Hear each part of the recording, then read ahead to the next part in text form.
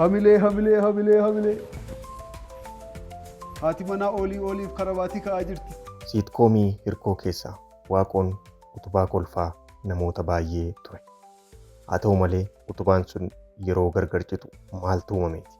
Keessattuu waldhabdeen daayirektera hirkoo Galataa Ijaaraa fi artistii Waaqoo gidduutti dhalateen artistoonni jaallatamoon akka Kiyyaafaa garee isaatti furan. Iccitii hirkoo duuba jiruu fi dhufaatiin bubbee har'aas maali?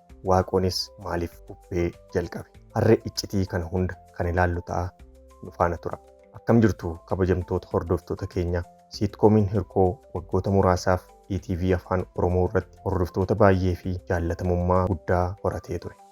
Haa ta'u malee maatii hirkoo keessatti jijjiiramni guddaan mul'ateera.